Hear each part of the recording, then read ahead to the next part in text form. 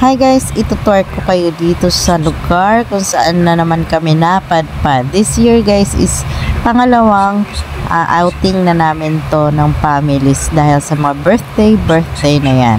So eto guys, nasa second floor kami. Oh my god, nasa third floor ako. Tapos yung, imagine niyo nasa second floor ang swimming pool. Ngayon lang ako naka-experience ng ganito. Nakakakababa ka, mahulog yung swimming pool. Charot. So, ayan na nga guys, nag-enjoy kami ngayon dahil may pangalawang outing aside from aming tubigan escapade noong May 8. So, ayan na nga guys, napansin ko lang this year is parang mga good happenings lang ang nangyayari. So, alam naman ninyo guys na this past few years netong pandemic ay marami kami mga pinagdaanan. After pandemic, marami mga nawala. Marami kaming mga sakit na dinanas sa aming family side by side. Pero this time nahalata ko lang na pag napapaupo ako, napapaisip ako na ay this year parang puro kami celebration. Nagkakaroon na kami ng time to celebrate, hindi na lang puro pagluluksa ang nangyayari. So, ito na nga guys, ang tabako ay tinitingnan ko sa salamin. Charot. So, ito na nga si Sofia, magdidiwang ng kanyang ikapitong kaarawan. Ang dami-dami niyang handa at saka mga giveaways na hindi ko naman na-feel kasi wala ako nung nagbigayan. Ayan, may cake pa siya. So, ayan na nga guys, nag-e-enjoy ang bawat isa. Ayan ang mga 4 siblings and nag-e-enjoy kami dito kasama ang pamilya ng pinsan ng asawa ko at mga pamilya niya rin. Pamilya ng asawa niya at pamilya namin. So, ito yung swimming pool namin. Meron siyang maliit lang na swimming pool na 5 feet ang pinakamalalim. Nagpas ulo ko naman. So, ito ay may basketball pa. Kung may bola kayo, pwede kayo harutan habang nagbabatuhan sa mukha. Charot. Ito ang aking panganay at pangalawa, ang popogi. Sana maging mabait pa kayo. And ito, mayroon ditong bilyaran, may kantahan, may videokehan na kahit minsan hindi ako nakakanta. Pero okay lang kasi ang gaganda naman ng boses ng kumakanta, nakakahiya naman sumingit. So ito na nga guys, naglaro din ako ng bilyar na pinakuhanan ko sa anak ko, buti hindi na videohan kasi nung nag-try na ako tira, Diyos me, hindi man lang tumama ang bola ang taa ko sa bola. O, diba? Hindi ako pwede pamlaban kay Efrem Bata Reyes. Pwede pa kay Pacquiao sa laki ng braso ko. Ayan ang pinsan ng asawa ko, buntis na siya. Siyang kasama ko na 3 hours everyday sa Romblon hang mag-swimming sa dagat. Pero ngayon, siya ay buntis na. So, for sure, next year, siya naman ang magyayaya ng celebration. Dahil birthday ng first baby niya. Ayan, nag-apat na sila. Kasi start na ng ano ba yung tawag na to? Start na ng mga palaro at mga pagganap niya as a 7 years old celebrant. So, ayan na nga guys. Nag-apat na siya dyan. At ang mga bata ay tuloy pa rin sa pagbibilyar. Habang ang tita niya ay sinamahan na siya mag-apat sa kasi ayaw niyang ngumiti. Ewan ko ba dyan sa batang yan, binibili ang ngiti.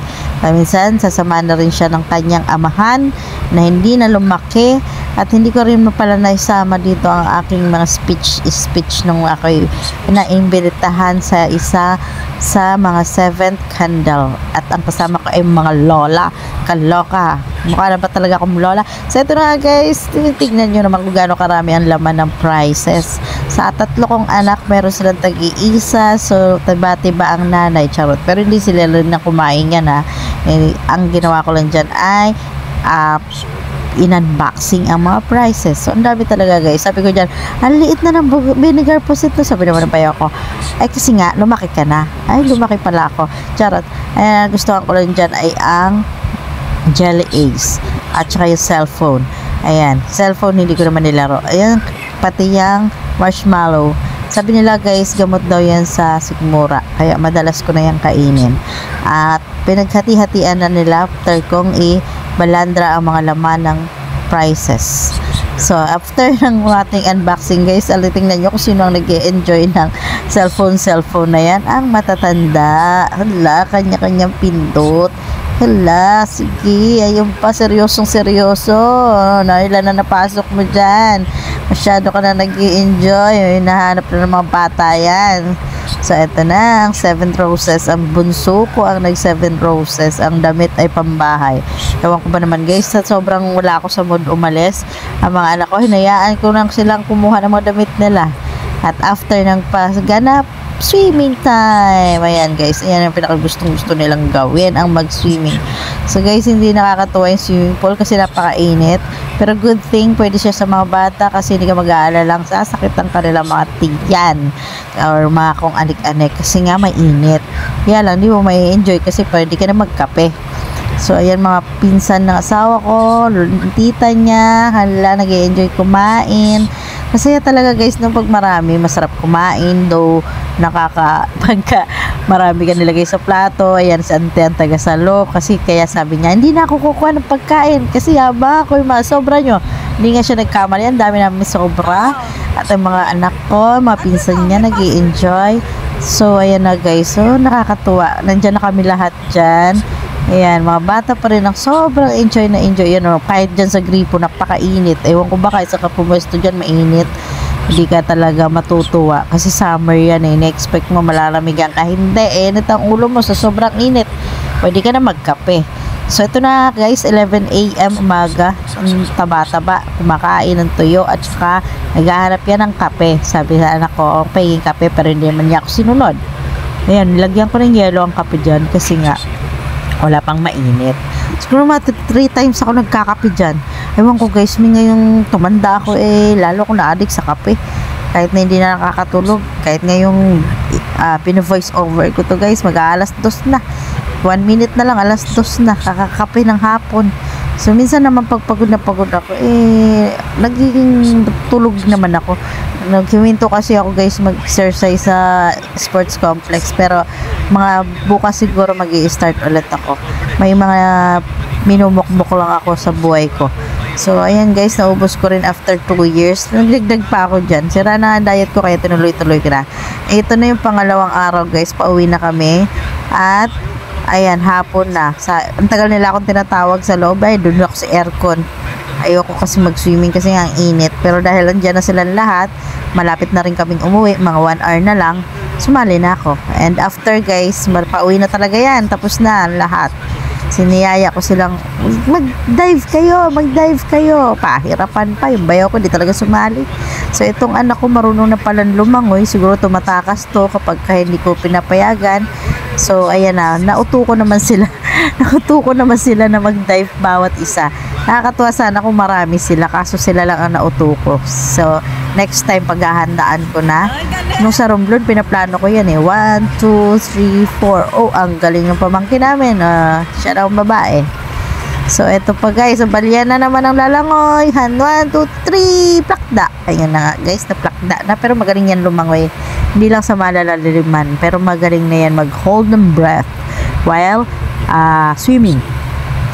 So guys, natuto naman ako nung bata ako kasi lumaki nga ako sa tabing dagat, diba? Pero hindi nga kasing galing nung iba. So ayun pa, umulit pa. Kagaling-galing naman ang nag-video, hindi naman naumpisahan. Nandun na ako agad sa dulo. O diba, napakagaling na nila lang. So, napagod, hindi ginaya sa ilalim, butterfly tawag dun. So ayun pa guys, pagod na agad sa pagpapunta ka doon, tapos babalik ka, nauubusan ka na hininga. Kaya ayan, patayo. Ayan. At ito pang panganay ko, nagpakitang gilas. Ang galing na niyan lumangoy. Nagulat nga ako guys.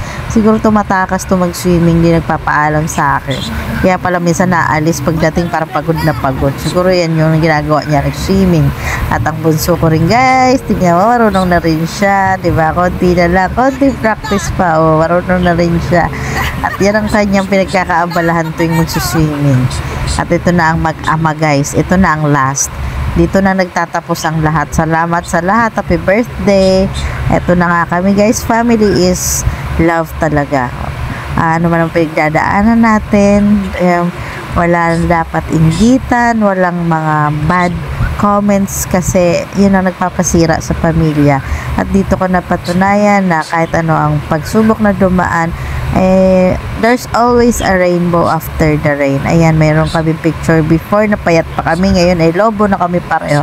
At yung mga pamangkin namin, pinsa namin, auntie namin, pero sa side to lahat guys ng asawa ko. Sa family ko ay hindi ko yata mararanasan to. Ewan ko ba? It's so hard to connect. Charot. Ayan guys. So, thank you very much. See you next year. Kasi magpapasok ka naman at ito na yung ating huling hirit sa tag-init. Na mainit pa sa ulo ko ang tubig ng sa pansol. Kabuyaw. Kabuyaw ba yan? Kalamba? Ewan. Ayan guys, ang taba ko na talaga, no? So, ayun na guys. See you. Bye.